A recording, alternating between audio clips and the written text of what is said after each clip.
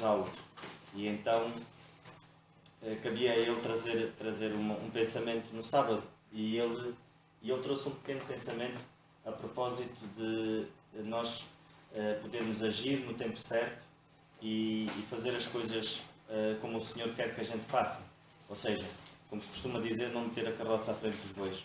E o facto de uma igreja ter o cuidado de ministrar a palavra às crianças e ter o cuidado de poder dar-lhes alimento sólido.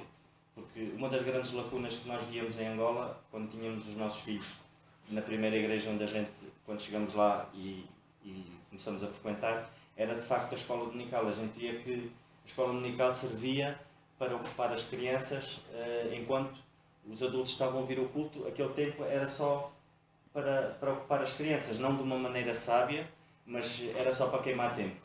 E infelizmente é uma coisa que existe muito em Angola, não se dá valor tanto às crianças e aí estamos a fazer as coisas ao contrário, porque de facto é pequenino, como se costuma dizer, que se torce o pepino, mas é nas crianças que temos que começar, porque se nós tentarmos fazer a nossa parte e tentarmos fazer com que as crianças tenham amor pelo Senhor, elas um dia vão sair do pé de nós e é esse amor pelo Senhor que as vai manter firmes.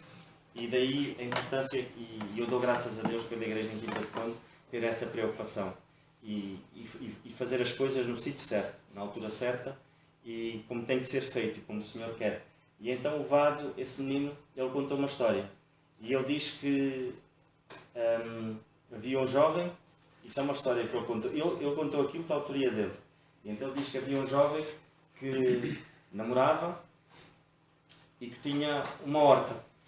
E então ele todos os dias de manhã levantava-se, orava, era um jovem crente, ele orava a Deus, fazia a meditação dele, ia para a horta, logo de manhãzinha cedo, às 5 da manhã, regava e depois ia ter com a namorada, quando acabava o trabalho. E pronto, ele durante muito tempo, ele conseguiu conciliar as coisas assim e tudo ia bem. A horta estava bonita, as couves, o repolho, estava tudo muito bonito. Após as tantas ele começou a deixar de orar, de manhã. Acordava um bocadinho mais tarde, deixava de orar. Ao fim de um tempo, ele começou a dar mais importância à namorada do que propriamente à horta e à oração. E então o que é que ele fazia? Ele levantava-se, ia ter com a namorada e depois ia para a horta. O que é que começou a acontecer? Ele começou a deixar de gostar da namorada, para quando chegava lá, ela tinha acabado de se levantar, estava toda despenteada, não se tinha lavado, e a horta começou a morrer. Porquê? Porque não estava a ser regada. E ele começou cada vez mais a afastar-se de Deus. Ou seja, a vida dele começou a entrar numa bola de neve e num rebuliço. Porquê? Porque ele não estava a fazer as coisas no tempo certo. Ou seja, ele inverteu as situações.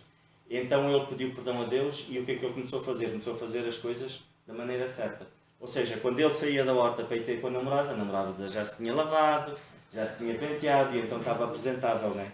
E então, ele contou essa história para mostrar que de facto nós temos que fazer as coisas de acordo com como Deus manda. E tudo tem o seu tempo. E foi a história que ele contou e eu achei impressionante a história que ele de facto mostrou ali. E nesse dia a namorada do Jonathan estava lá.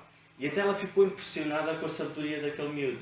Mas lá está, é só para mostrar que esta semana da Páscoa, muitas das vezes nós não damos importância, porque são miúdos, olha, vão ocupar o tempo. Mas não, aquilo fica-lhes na mente e fica-lhes gravado no coração. E eu acho que nós como igreja temos que, de facto, canalizar as nossas forças e as nossas orações, acima de tudo, para esta semana que vai acontecer. E vai ser bom porque vão estar aqui muitas crianças, certamente. E pronto, era só isso que eu queria vos dizer.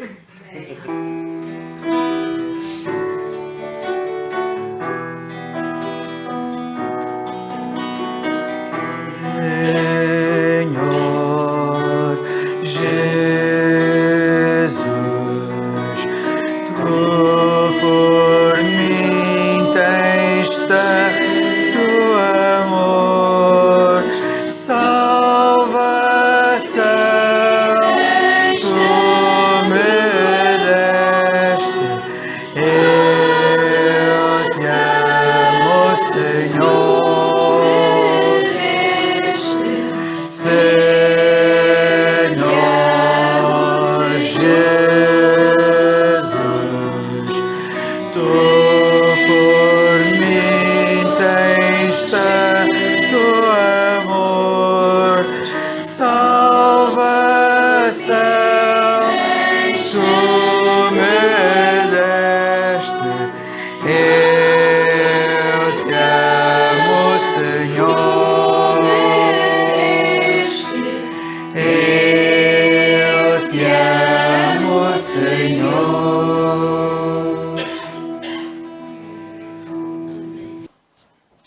Continuando o nosso estudo na Carta aos Filipenses, estamos no capítulo 3 e vamos ler, como é nosso hábito, aqui pelo Tiago. Vamos ler a partir do versículo, vamos ler o capítulo todo. Diz assim a palavra do Senhor: Resta, irmãos meus, que vos regozijeis no Senhor. Não aborreço de escrever-vos as mesmas coisas e é segurança para vós. Guardai-vos dos cães, guardai-vos dos maus obreiros, guardai-vos da circuncisão. Porque a circuncisão somos nós que servimos a Deus em espírito e nos gloriamos em Jesus Cristo e não confiamos na carne. Ainda que também podia confiar na carne. Se algum outro cuida que pode confiar na carne, ainda mais eu. Circuncidado ao 8º dia da linhagem de Israel, da tribo de Benjamim, hebreu de hebreus. Segundo a lei fui fariseu. Segundo o zelo, perseguidor da igreja. Segundo a justiça que há na lei, irrepreensível. Mas, o que para mim era ganho, reputei-o perda por Cristo. E, na verdade, tenho também por perda todas as coisas, pela excelência do conhecimento de Cristo Jesus, meu Senhor, pelo qual sofri a perda todas estas coisas e as considero como esterco para que possa ganhar a Cristo e seja achado nele, não tendo a minha justiça que vem da lei, mas a que vem pela fé em Cristo, a saber, a justiça que vem de Deus pela fé, para conhecê-lo e à virtude da sua ressurreição e à comunicação das suas aflições, sendo feito conforme à sua morte, para ver se, de alguma maneira, posso chegar à ressurreição dos mortos. Não que já a tenha alcançado ou que seja perfeito, mas prossigo para alcançar aquilo para o que fui também preso por Cristo Jesus. Irmãos, quanto a mim, não julgo que o haja alcançado, mas uma coisa faço, e é que, esquecendo das coisas que atrás ficam e avançando para as que estão diante de mim, prossigo para o alvo pelo prémio da soberana vocação de Deus em Cristo Jesus. Pelo que todos quantos já somos perfeitos, sintamos isto mesmo, e se sentis alguma coisa de outra maneira, também Deus vos-la revelará. Mas naquilo a que já chegamos, andemos segundo a mesma regra e sintamos o mesmo. Sede também meus imitadores, irmãos, e tende cuidado, segundo o exemplo que tendes em nós pelos que assim andam. Porque muitos há, dos quais muitas vezes vos disse, e agora também digo, chorando, que são inimigos da cruz de Cristo, cujo fim é a perdição, cujo Deus é o ventre, e cuja glória é para a confusão deles que só pensam nas coisas terrenas. Mas a nossa cidade está nos céus, de onde também esperamos o Salvador, o Senhor Jesus Cristo, que transformará o nosso corpo abatido para ser conforme o seu corpo glorioso, segundo o seu eficaz poder de sujeitar também a si todas as coisas. Graças a Deus.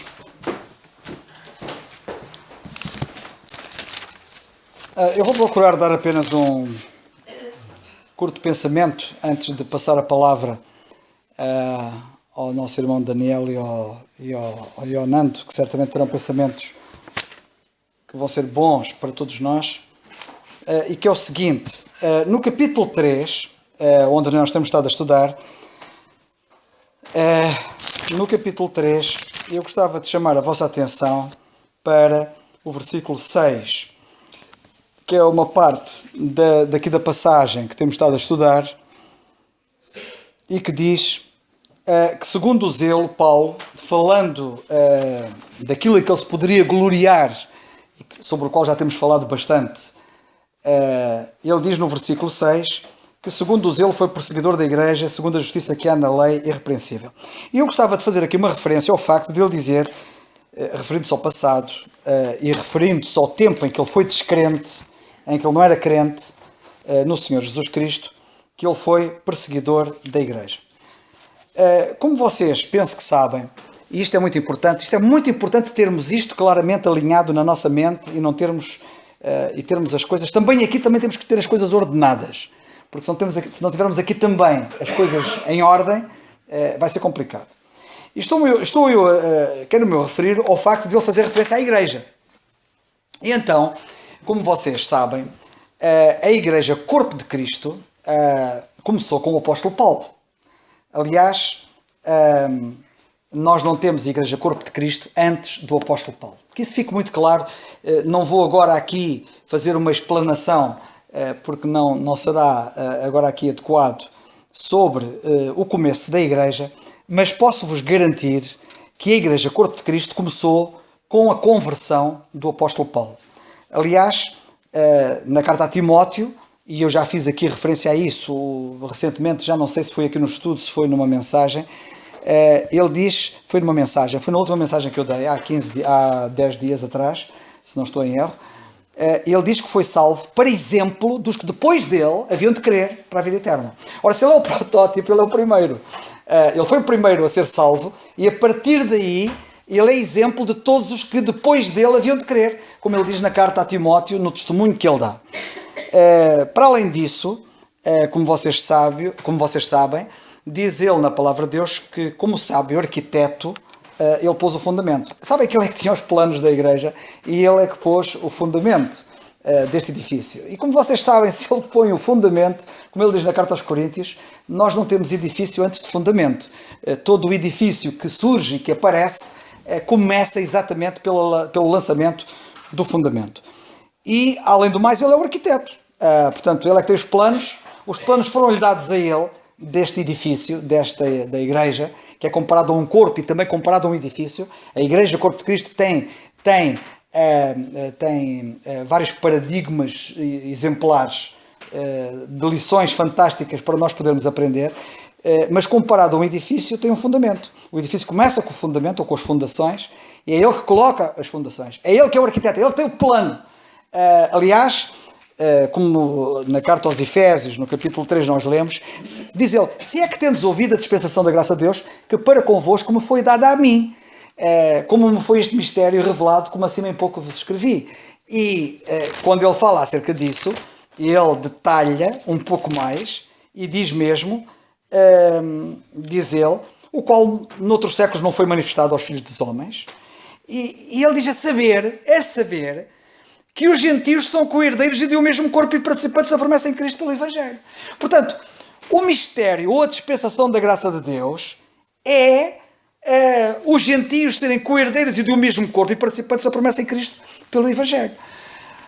Portanto, quer o Evangelho da graça de Deus, quer a formação do corpo de Cristo, quer a dispensação da graça de Deus, quer o mistério, tudo isto, todo este pacote, que está todo ele ligado, nós não o temos antes de Paulo. E, portanto, a igreja, corpo de Cristo, começa com Paulo. Podia dizer ainda mais coisas sobre esta matéria nas Escrituras, mas isto é muito importante. No entanto, alguns, quando leem na passagem que temos aqui, no versículo 6, que ele, falando do passado, diz que no seu zelo religioso de descrente que era, embora sincero, foi perseguidor da igreja, dizem alguns, então, mas havia igreja ou não havia igreja? Então ele não perseguiu a igreja? Então já não havia igreja? Queridos irmãos, cá temos o velho problema que recorrentemente eu tenho citado muitas vezes. Nós precisamos de estudar a Bíblia bem e de manejar bem, como diz Paulo na carta a Timóteo também, a palavra da verdade. O facto de aqui estar a dizer igreja, não quer dizer igreja corpo de Cristo. Que se entenda. Eu podia ir por vários caminhos para vocês poderem perceber. Eu já utilizei vários exemplos no meu ministério e eu vou tocar apenas num.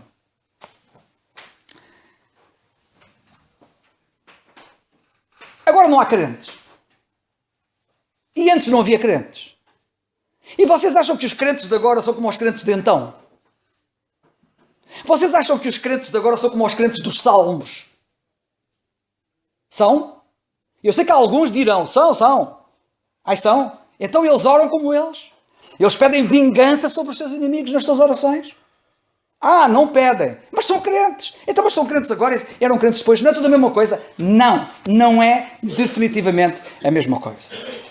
O crente hoje não ora para pedir castigo sobre os seus inimigos. Mas ali, naquele caso, aqueles crentes pedem castigo.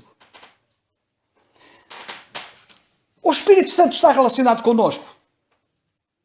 Nós temos a ver com o Espírito Santo hoje. Temos, não temos? E os crentes no passado também não tinham? Também tinham. Então o Espírito Santo tem a ver connosco. E tinha a ver com os crentes. E acham que era a mesma coisa. Não é a mesma coisa. Porque o David, por exemplo, o rei David, no passado diz: Senhor, em oração, não retires de mim o teu Espírito Santo. Eis uma oração que nenhum crente hoje pode fazer inteligentemente. Porque se houver algum crente que ore dessa maneira, só significa que não é crente. Porque não pode haver hoje um crente sem o Espírito Santo. Mas naquela época podia haver um crente sem o Espírito Santo. Ou seja, nem todos os crentes tinham o Espírito Santo. Então, o Espírito Santo vinha sobre os crentes nessa altura, durante um período de tempo, para realizar uma determinada obra, para os capacitar para essa obra. E depois podia-se retirar. Coisa que hoje não acontece.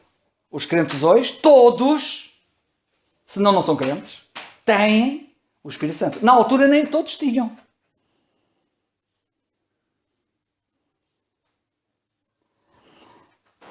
Portanto, nós precisamos estudar a Bíblia convenientemente e ver diferenças onde elas existem, ainda que aparentemente parece que não há diferenças.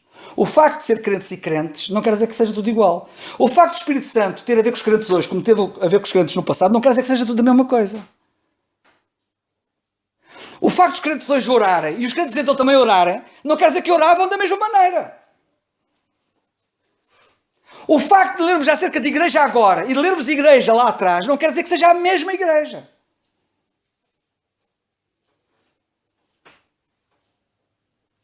Eu quero chamar a vossa atenção para o seguinte. A palavra igreja em si a palavra, na língua grega, que é como ela aparece aqui, que foi traduzida para o português por igreja, vem de uma palavra grega que é a palavra eclésia.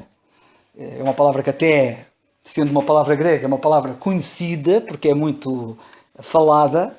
É dessa palavra que vem a palavra eclesiástico, que é um homem da igreja, um eclesiástico. Por exemplo, a palavra igreja, eclésia, a palavra igreja quer dizer, vem da palavra eclésia, que, enquanto palavra isolada, sem nenhum contexto, significa um conjunto de pessoas chamados para fora. E nós na Bíblia temos várias eclésias. Temos vários conjuntos de pessoas chamados para fora. Não todos pela mesma razão, nem todos para o mesmo propósito. Por exemplo, a palavra existe no livro dos Atos dos Apóstolos. Várias vezes ela ocorre no livro dos Atos dos Apóstolos, a palavra eclésia. E temos ali conjuntos de pessoas chamados para fora, para um propósito que não tem nada a ver com o propósito com que estamos aqui reunidos. Eles estavam ali, por exemplo, às vezes reunidos numa revolta. Que eu saiba, a igreja não se reúne em revolta, para não. E a palavra ali naquele caso, e julgo que até bem, para não fazer confusão, não é chamada igreja, foi traduzida por multidão. Mas a palavra no original é a palavra igreja. Curiosamente, a mesma palavra ocorre no livro dos Atos dos Apóstolos, no capítulo 7. Nós podemos ir lá, no capítulo 7 do livro dos Atos dos Apóstolos, podemos ir lá. Eu pensei que tinha apontado isso, julgo que não apontei, mas apontei. Capítulo 7 do livro dos Atos dos Apóstolos, rapidamente. No capítulo 7 e no versículo 38, vamos a ver se eu conseguia falar nisto rápido, mas sabe uma coisa, o meu receio é eu falar rápido e depois vocês não perceberem bem. Eu quero que vocês percebam bem. No capítulo 7 e no versículo 38, nós lemos assim: Este é o que esteve entre a congregação no deserto. Ele está a falar, estamos aqui, Estevão, num grande sermão a pregar, está a falar de Moisés. No versículo 37, este é aquele Moisés que disse aos filhos de Israel: O Senhor vosso Deus vos levantará dentre os vossos irmãos um profeta como eu, a ele ouvireis. E este profeta, de que Moisés falou, é o que esteve entre a congregação, que é o Senhor Jesus Cristo. É o que esteve, diz Estevão a pregar, é o que esteve entre a congregação no deserto. A palavra congregação, na língua original, na língua grega, é a palavra eclésia, que é a palavra igreja. Ou seja, o que aqui o Estevão está a dizer é que o Senhor Jesus Cristo esteve entre a igreja no deserto das peregrinações, no tempo de Moisés. Então, aí surge uma questão, que é uma coisa curiosa. Eu queria chamar a vossa atenção para isto, porque convém que vocês sejam inteligentes. Eu sei que vocês são inteligentes, aliás, não tenho dúvidas a esse respeito. Aqueles crentes que dizem que a igreja é tudo a mesma coisa, e que é só uma igreja, e que não há mais igreja nenhuma, Quando lê a passagem de Filipenses que estamos a estudar, e diz que Paulo perseguia a igreja quando ele era descrente, e como vocês sabem, eu ainda agora acabei de dizer que a igreja Corpo de Cristo começou com Paulo, portanto antes de Paulo não havia igreja Corpo de Cristo. Mas alguns dizem que não, que é tudo a mesma coisa. Ok? Ora bem, esses que dizem que é tudo a mesma coisa, a maioria deles, convém também aqui dizer que não são todos, hein? Mas a maioria deles dizem que a igreja, o corpo de Cristo, começou em Pentecostes. Então e como é que eles explicam a igreja no deserto? Que igreja é essa? Eu já nem vou falar da igreja em Pentecostes e da igreja corpo de Cristo que Paulo fala aqui. Mas, e aquela igreja? Então, mas afinal, pelo menos na Bíblia, há 2 sítios em que temos aqui igreja e igreja. Que não é a mesma coisa. Porque se a igreja começou em Pentecostes, então aquilo foi antes de Pentecostes, no tempo de Moisés. E havia lá uma igreja. Por outro lado, em Mateus no capítulo 16, eu quero que vocês leiam. Mateus capítulo 16. No Evangelho segundo Mateus no capítulo 16, nós também lemos assim, ali acerca da igreja. Vocês reparem, por exemplo, temos aqui o ministério do Senhor Jesus Cristo. Durante os seus 3 anos de ministério, ele pregou muito. E numa das vezes que ele interviu, ele disse isto. Ele está a falar com os seus discípulos, está numa conversa com os seus discípulos, durante o seu ministério, que começa no versículo 13, quando ele chegou às partes de Cesareia de Filipe, interroga os seus discípulos e, nessa conversa, ele diz... Perdão, não é no capítulo, é no capítulo 18. E eu queria ir ao capítulo 18, o capítulo 16 também é muito interessante, mas é o capítulo 18 e versículo 17. Eu peço desculpa, no capítulo 18 e no versículo 17, ele também está a ter uma conversa com os discípulos, e diz assim no capítulo 18 e no versículo 15, diz ele assim. Portanto, notem bem, quando é que isto aconteceu? Durante o ministério terreno do Senhor Jesus Cristo. Antes dele ir à cruz. Pentecostes foi depois da cruz. E a maioria diz que a igreja começou em Pentecostes. A igreja Corpo de Cristo. Ok? Portanto, estamos antes de Pentecostes. E antes de Pentecostes, enquanto o Senhor Jesus Cristo estava aqui na terra, lemos assim. Ora, se o teu irmão pecar contra ti, vai e repreende entre ti e ele só. Se te ouvir, ganhaste teu irmão. Mas se não te ouvir, leva ainda contigo 1 ou 2, para que pela boca de 2 ou 3 testemunhas toda a palavra seja confirmada. E se não as escutar, dize-o à igreja. Que igreja é esta? E se também não escutar a igreja, considera-o como um gentio e publicano. Ou publicano. E publicano. Que igreja é esta? Se a igreja começou em Pentecostes, que igreja é esta antes de Pentecostes? Bem, muito rapidamente.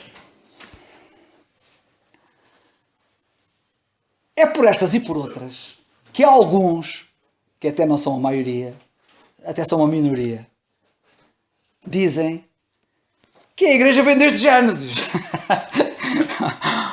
Então, quem é que disse que começou em Pentecostes? Não começa nada em Pentecostes. Em Mateus temos igreja. No tempo de Moisés temos igreja. Portanto, a igreja vem desde sempre. Igreja é toda a Bíblia. Será? Quem é que tem razão?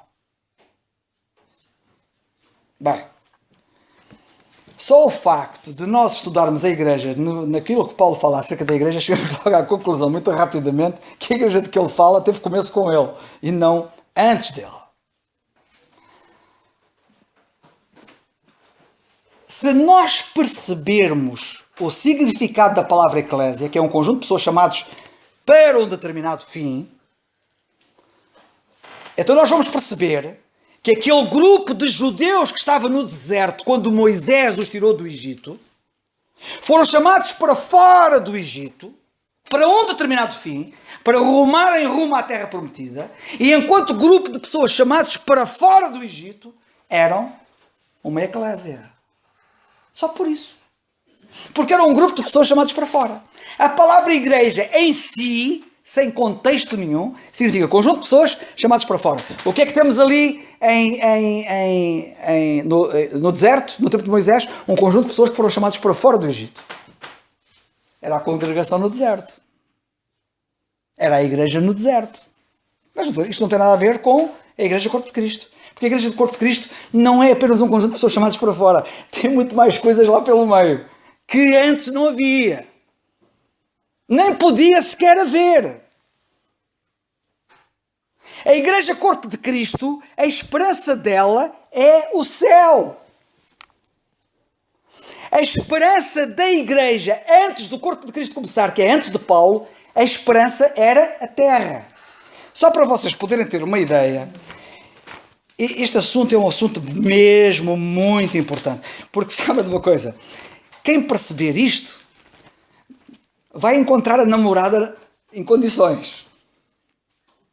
Para usar a linguagem e a ilustração do nosso irmão Nando há pouco. Quem não perceber isto vai ver a vida toda a andar para trás na Bíblia.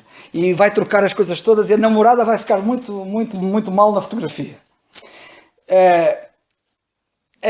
Aqui nos Atos dos Apóstolos, no capítulo 3, reparem que Pentecostes aconteceu no capítulo 2. E no capítulo 3, portanto, Pentecostes, que é como muitos dizem quando aconteceu o começo da igreja, no capítulo 3, o apóstolo Pedro está a pregar depois de Pentecostes. Há uma multidão que o estava a escutar e diz assim, versículo 19: arrependei-vos, pois, e convertei-vos, para que sejam apagados os vossos pecados, e venham assim os tempos do refrigério, e vocês vão para o céu. É isso que está lá escrito. Há aqui esperança celestial. O apóstolo Pedro, na mensagem dele, está a apontá-los para o céu ou está a apontá-los para a terra? Porque ele diz, e venham assim os tempos de refrigério, pela presença do Senhor. Porquê pela presença do Senhor? Porque o Senhor estava ausente. E o versículo a seguir diz, e envia-lhes Jesus Cristo, que já antes vos foi pregado. É que Jesus Cristo aqui, nesta altura, já estava no céu. E se eles se arrependessem, Deus enviaria Jesus Cristo de volta à terra. A esperança deles é terrena. Se vocês se arrependerem, os tempos de refrigério, que é o milénio, o reino milenar, que o Senhor vai estabelecer, seria estabelecido com a presença do Senhor, que voltaria do céu se eles se arrependessem. À terra. A Igreja Corpo de Cristo, a esperança dela não é terrena. Não é o reino na terra. Tem a ver com o céu. A nossa cidade está nos céus. Em Mateus, no capítulo 16, o Senhor Jesus Cristo disse assim, rapidamente, muito rapidamente, 16.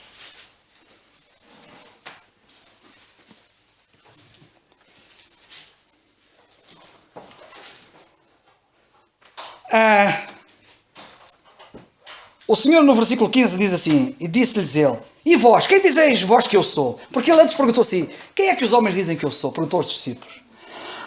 E eles disseram, olha, uns dizem que és João Batista, ou que és Elias, ou que és Jeremias, ou um dos profetas. Mas e vocês, meus discípulos, quem é que vocês acham que eu sou? E Simão Pedro respondendo disse, tu és o Cristo, que quer dizer o Messias. Tomem bem atenção que isto é muito importante. Eu sobre isto já tive alguns debates, até mesmo na internet, sobre esta matéria. Cristo sem U não é a mesma coisa que Cristo com U. Cá está o problema de igreja, ou Cristo e Cristo. O Cristo é o Messias. O Senhor Jesus Cristo, para nós, não é o Messias. Por uma razão muito simples.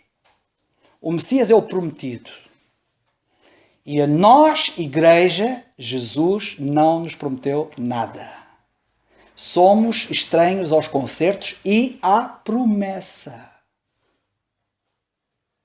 Efésios, capítulo 2. O que os da promessa vão receber por promessa, nós recebemos por graça, favor imerecido. Mas aqui da passagem, Simão disse, para mim, tu para nós, és o Messias. Aquele que os profetas falaram, estamos à espera, és tu, és ele, és o Cristo. O Filho de Deus vivo. E Jesus respondendo, disse-lhe, bem-aventurado és tu, Simão Barjonas, que é Pedro, porque tu não revelou a carne e o sangue, mas meu Pai que está nos céus. Pois também eu te digo, que tu és Pedro, que quer dizer fragmento de pedra ou pedra, fragmento de rocha ou pedra, Petros, que traduzido é Pedro. Pedro quer dizer pedra. Pedra não é rocha, pedra é um bocado da rocha, um fragmento. E sobre esta Petra, rocha, edificarei a minha igreja, futuro. Eu vou edificar a minha igreja. Aí, as pessoas dizem assim, alguns quando leem isto assim, é a igreja corpo de Cristo, ele está a falar do futuro, vai edificar a igreja.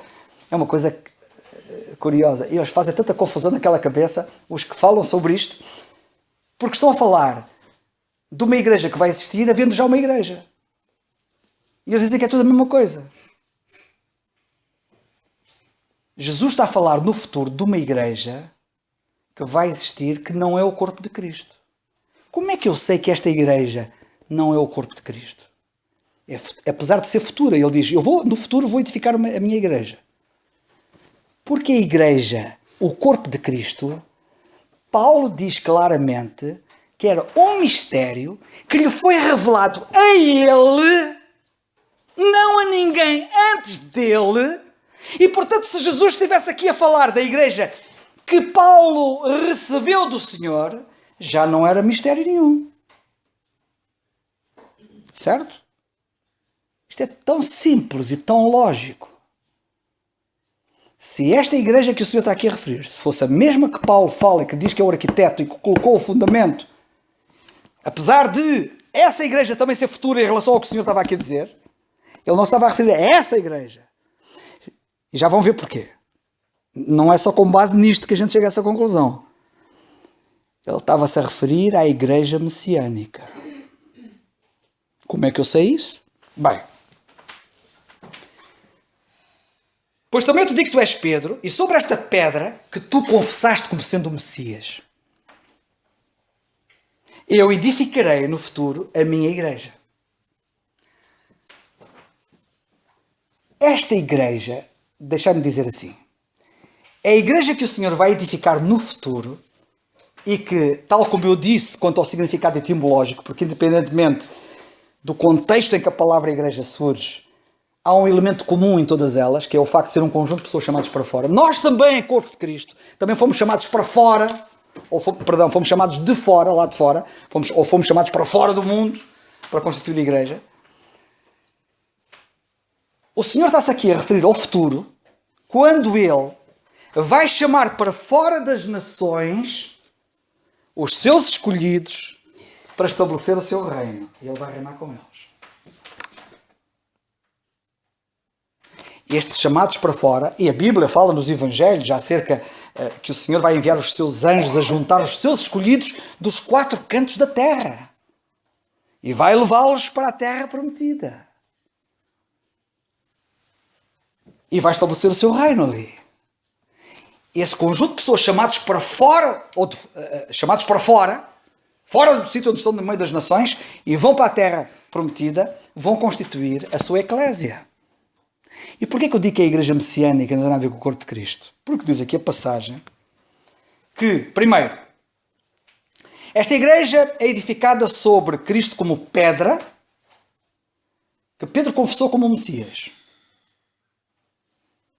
Segundo, esta igreja que ele se refere aqui, que ele diz que vai edificar no futuro, diz aqui, as portas do inferno, parte final do versículo 18, não prevalecerão contra ela. Porquê que as portas do inferno não prevalecem contra esta igreja? Agora prevalecem. Eu quero vos dizer que as portas do inferno têm prevalecido muito sobre esta igreja, corpo de Cristo. Muito. muito rombo, muito estrago, muito prejuízo. Tem havido muito rombo, muito. As portas do inferno têm prevalecido muito. E por muito que eu diga muito, não direi o suficiente, porque é mesmo muito. Mas esta igreja, as portas do inferno não têm hipóteses. Sabem porquê? Porque esta igreja vai ser formada quando o Senhor vier em poder e grande glória e os seus anjos chamarem os escolhidos dos 4 cantos da terra e os chamar e vai juntá-los na terra da Palestina para formar o seu reino, para estabelecer o seu reino. E quando ele estabelecer o seu reino, o diabo é amarrado durante 1000 anos e as portas do inferno não têm hipótese contra esta igreja. Percebem?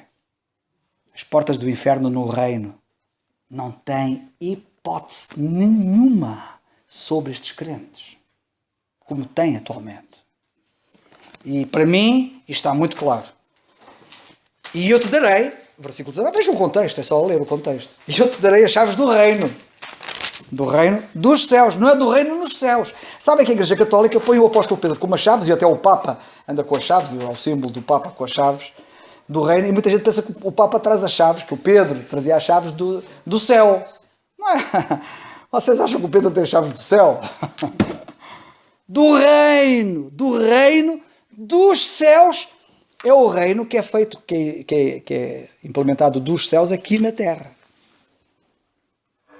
Não é o reino nos céus, é o reino dos céus, que é na terra. E Pedro teve essa chave porque o Senhor deu-lhe a chave. Quem abriu a porta do reino foi Pedro, em Pentecostes. Eu não acabei de ler aquela passagem de Atos 3,19? Arrependei-vos, se vocês se arrependerem, Jesus, que já Deus foi pregado, será enviado e os tempos de refrigério virão. Ele abriu a porta do reino à nação. Bem, fiquemos por aqui. Eu tinha aqui mais coisas para dizer. Portanto, o que eu queria chamar a vossa atenção é para... tenho aqui uma série de passagens muito importantes sobre esta matéria, mas se vocês, pelo menos, ficarem com estas balizas que são muito importantes, vocês vão ficar vão ficar certamente com um conhecimento sólido e com uma compreensão melhor na palavra de Deus, para não fazerem asneiras e quando lerem a igreja, como ali lá atrás, que pensam que é a igreja do Corpo de Cristo, que não é, e que não pode ser, de maneira nenhuma. Eu tinha aqui mais uma série de versículos, mas fiquemos por aqui. Que o Senhor nos ajude. Não, eu vou passar a palavra. Ainda tens tempo. Anda. Hã? O Nando? Não, o Nando, não, vens tu agora. O Nando deu aquele pensamento precioso logo de início, e ainda bem que eu o gravei antes de começar o estudo. Mas anda cá, se faz favor, Daniel. Força. Desculpa, tens pouco tempo, eu não te deixei muito tempo. Não faz mal.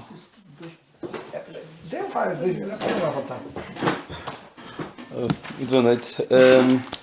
Só queria reforçar isto que o irmão Carlos tem estado a dizer, que é muito importante, porque senão nunca vamos compreender verdadeiramente as Escrituras, vamos andar a fazer uma série de confusões e chegamos ao ponto de que, se não distinguimos isto bem, as Escrituras, não sabemos de pedir ao Senhor para enviar o seu reino, venha o teu reino, ou sabemos pedir ao Senhor para levar a sua igreja. São coisas completamente distintas. Venha o teu reino ou vá à tua igreja.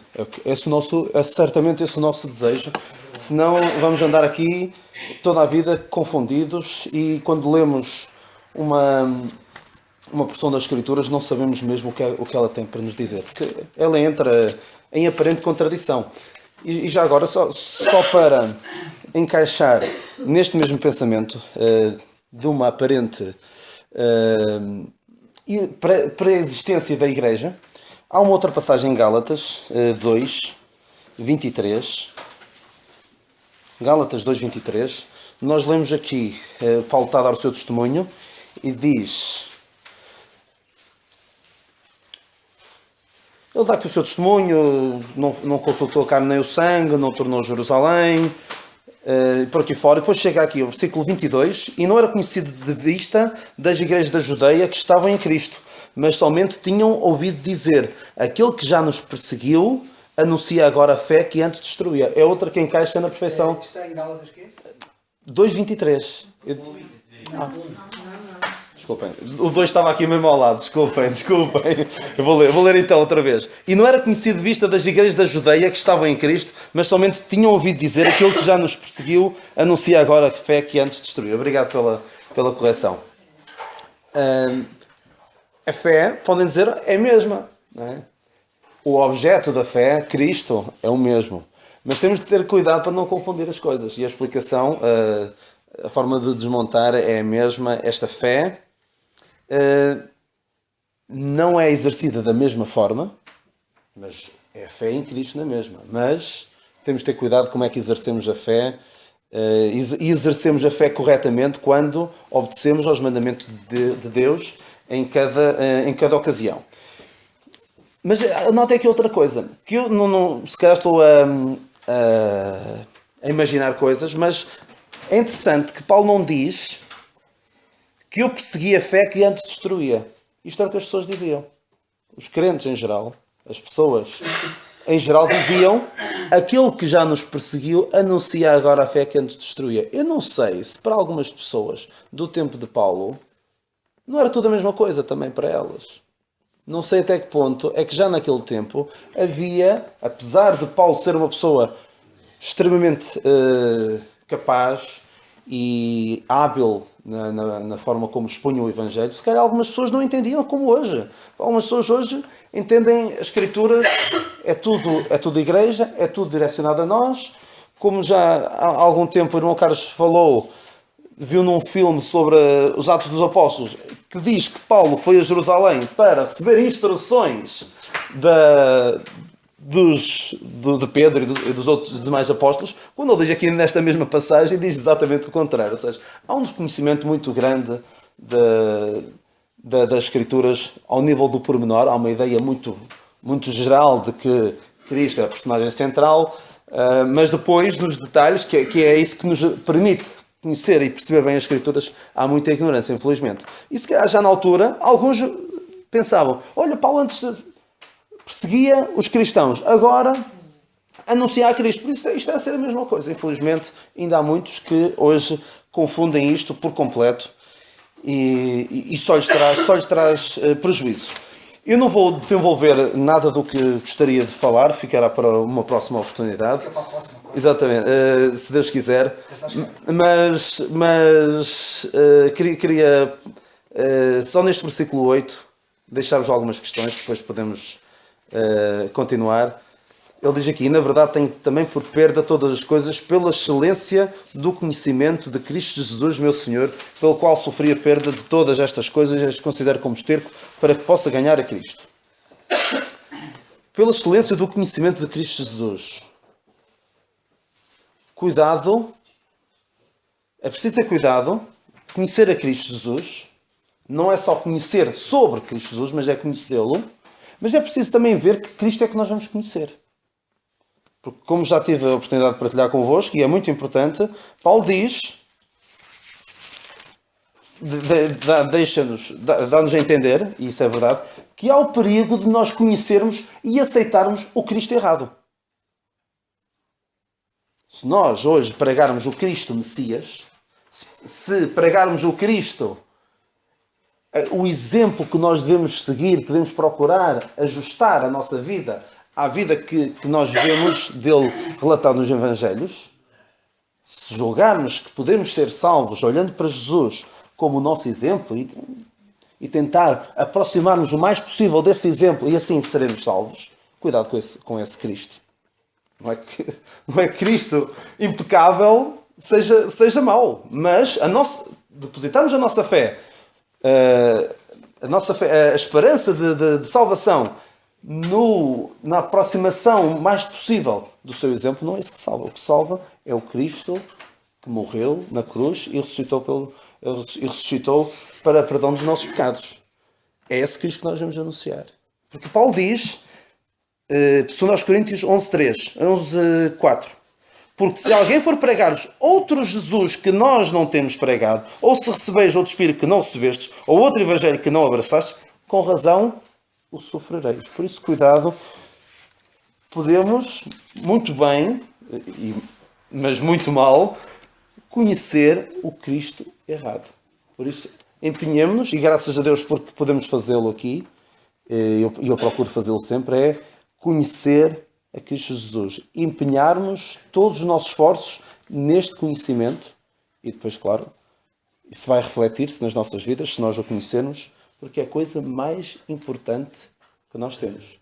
E seria triste se nós investirmos o nosso tempo, todas as nossas forças no conhecimento de um Cristo errado, de um Cristo que não salva.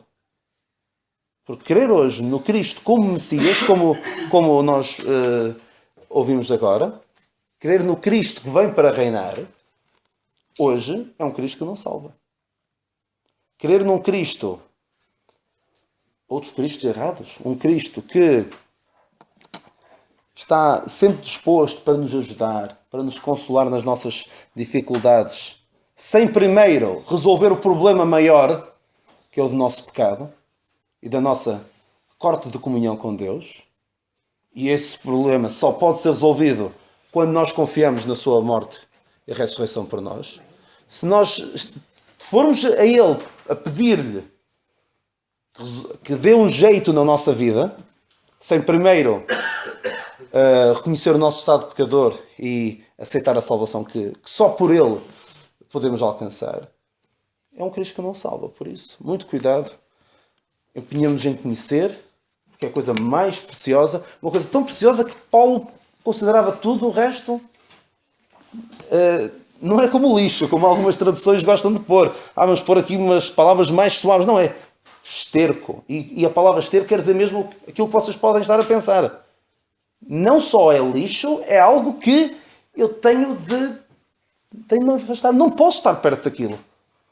Porque alguém que queira buscar a Cristo no meio da religião está condenado. Paulo era a pessoa mais religiosa, a pessoa mais destacada do ponto de vista religioso, e ele teve de perceber que aquilo em que ele se estava a apoiar só lhe estava a trazer ruína. E teve de deixar aquilo.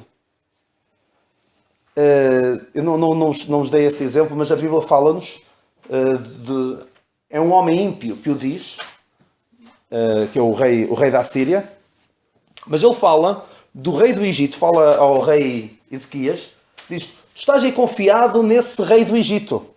O rei do Egito, porque ele pensava que o rei Ezequias estava confiado no rei do Egito, para que tinha as costas seguras, tinha as costas quentes por causa do rei do Egito, mas não, ele tinha as costas quentes porque tinha o Deus Todo-Poderoso do seu lado. Mas então ele dizia assim, e isto funciona para muita coisa, incluindo estas coisas que o apóstolo Paulo estava apoiado. Ele diz: tu confias no rei do Egito, e o rei do Egito é uma cana quebrada, que qualquer pessoa que se apoie nela, o que é que vai acontecer? Não cai, pior do que cair. A cana vai-lhe furar a mão. Estás apoiado nisso, o que vai acontecer é que tu vai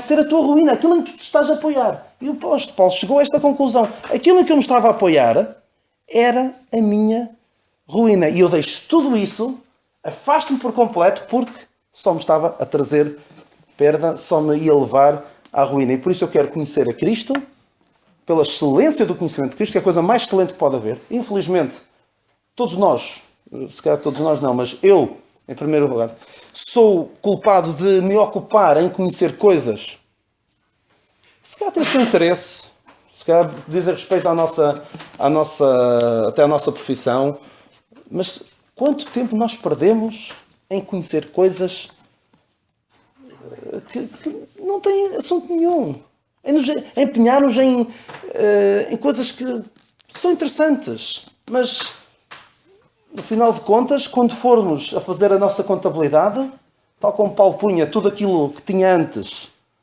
pôs no domínio das perdas, dos prejuízos, estas coisas todas em que nós perdemos tempo, e se calhar é mesmo perder, está em que zona? Nos lucros ou nas perdas? O conhecimento do Senhor Jesus Cristo, o correto, cuidado, o Senhor Jesus Cristo correto, é a coisa mais excelente, excelência do conhecimento de Cristo. Que o Senhor nos abençoe.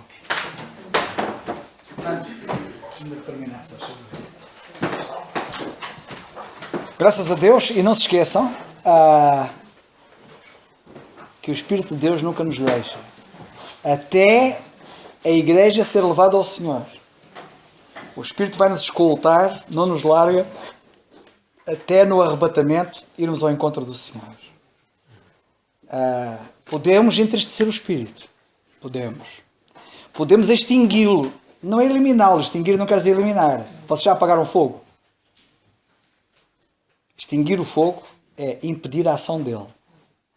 Sabe como é que se extingue o fogo? É impedindo a ação dele. E nós podemos impedir a ação do Espírito, mas ele nunca nos deixa. Estamos selados. Carta aos Efésios 4:30, até o dia da redenção. Nando, faz favor, vais terminar. Se quiseres dizer alguma coisa, podes. Senhor, nosso bendito e amado Pai, graças te damos, Senhor, pela tua palavra, Senhor, que ouvimos esta noite, Senhor, de facto. Ajuda-nos, Senhor, dá-nos inteligência, Senhor, para que possamos discerni-la bem, Senhor, para que possamos, de facto, poder entender, Senhor, o teu propósito para a Igreja hoje, corpo de Cristo, Senhor. Obrigado mais uma vez pelos teus servos que assim expuseram a tua palavra, Senhor, de uma maneira sábia. Falaste através deles, Senhor. Dá-nos entendimento, Senhor, e que de facto possamos sair daqui, Senhor, e como tu dizes na tua palavra, Senhor, possamos gravar no nosso coração, Senhor. Possamos cravar nas tábuas do nosso coração, Senhor. De facto é bom, Senhor, podermos perceber a tua palavra como ela é, Senhor. Dá-nos um entendimento, uma clareza, uma segurança, Pai, totalmente diferente, Senhor. Obrigado, Pai, porque fomos abençoados esta noite, Senhor. Que também possas cuidar, Senhor, do resto da semana, Senhor, e ajuda-nos, Senhor, diariamente a meditar nela, Senhor, a falar contigo, Senhor, para a nossa segurança somente, Pai. Obrigado mais uma vez, no santo nome do teu Filho, nosso Senhor Jesus Cristo. Amém.